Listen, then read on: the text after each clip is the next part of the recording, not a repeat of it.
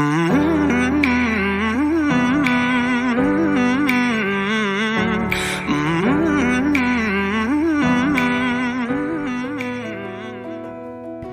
का निर्धारण। क्या आप जानते हैं 50% लोग लक्ष्य का निर्धारण तो कर लेते हैं पर उसे पूरा नहीं कर पाते।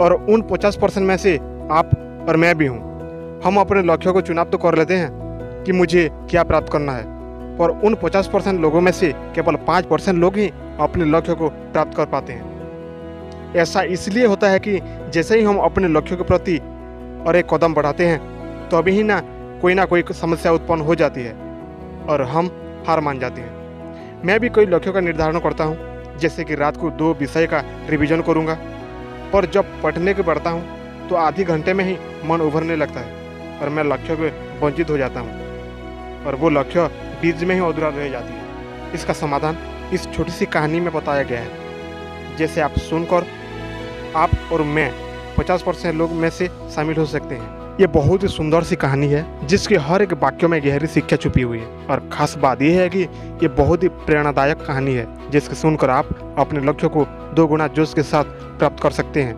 और आखिर में ही कुछ ऐसी टिप्स भी है जो आपकी सफल को 10 गुना तक बढ़ा देती है। तो एक कहानी को मजा लीजिए और एक गहरी के साथ इस कहानी को सुनिए। एक बार की बात है, एक निसंतान राजा था।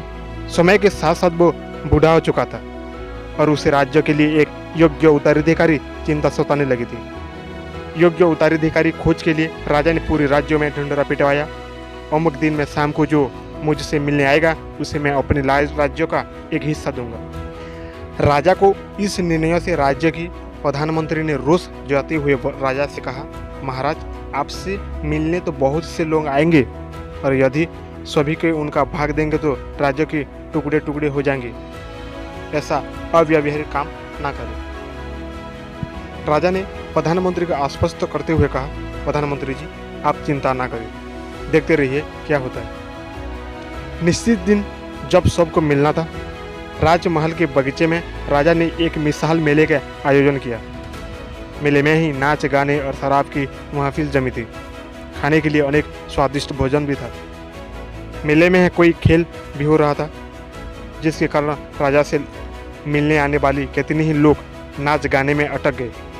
कितनी ही सुरा सुंदरी कितनी ही आश्चर्यजनक खेलों में मशगूल हो गए तथा कितनी ही खाने पीने घूमने फिरने आनंद में डूब गए। इस शाम का समय बीतने लगा, पर इन सभी के बीच एक व्यक्ति ऐसा भी था जिसने किसी चीज़ तरफ देखा भी नहीं, क्योंकि उसके मन में निश्चित धैर्य था कि उसे राजा से ही मिलना है। इसलिए वो बगीचा पार्क करके सीधे राजमहल में दरवाजे पर पहुंच गया।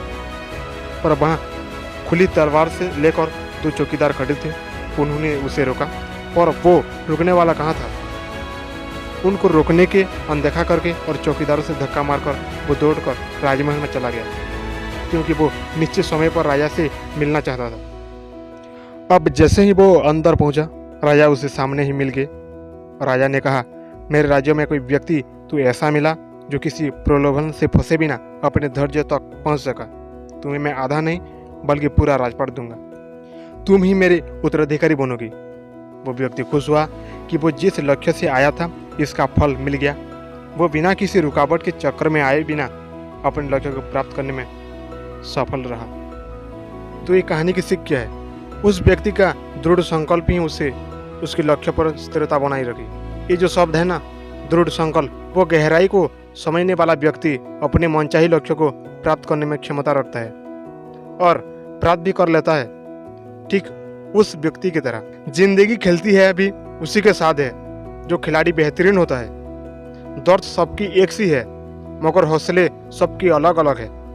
कोई हताश होकर बिखर जाता है तो कोई संघर्ष करके निखर जाता है। आपको बस ये करना है, नंबर 1, अपने लक्ष्य को छोटी छोटी लक्ष्यों में बांट दो जिससे उसे प्राप्त करने में आसानी हो।